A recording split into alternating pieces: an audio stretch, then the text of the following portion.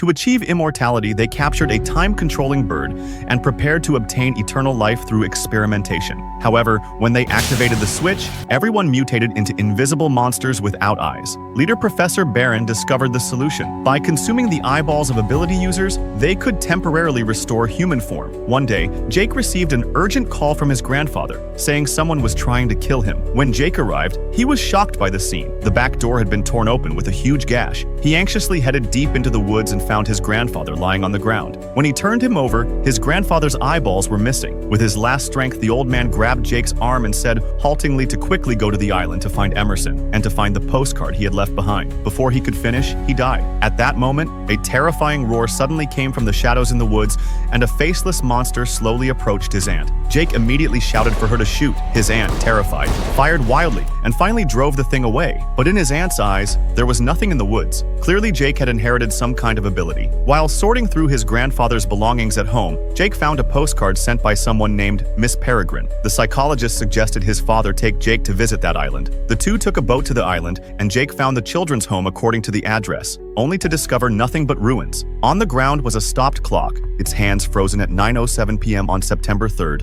1943. Just as Jake was about to leave, he suddenly saw a girl in the distance who actually called out his grandfather's name. Frightened, Jake ran down the stairs but missed a step and fell. When he woke up, he found himself lying beside a cave, surrounded by several children who said Miss Peregrine had sent them to bring him into the time loop. Jake followed them into the cave, and the scene before him suddenly changed. The house that had been in ruins was now intact, with Miss Peregrine waiting for him at the door. Jake wanted to find out why his grandfather's eyes had been gouged out and what that terrifying monster really was. When Miss Peregrine heard the word monster, her expression changed drastically, but she refused to say anything. Jake had no choice but to ask Emma. The two went to the beach, where she removed her coat and jumped into the water. They came to a sunken ship, and the girl expelled the water from the cabin. She retrieved an iron box from a corner, containing maps of time loops from around the world, along with photos of people with pale pupils. Emma explained that these people were dark ability users who hunted ability users and ate their eyeballs to maintain human form. Clearly, his grandfather had been their target too. Afterward, Jake passed through the cave back to his own world. As soon as he emerged, he discovered someone whose eyeballs had been gouged out. Terrified, Jake rushed back to warn Miss Peregrine, only to realize someone was following him. When he turned around, it was the psychologist who revealed his true identity. He was Barron, his grandfather's killer. This guy had been posing as a doctor all along, guiding Jake to the island just to find Miss Peregrine's time loop.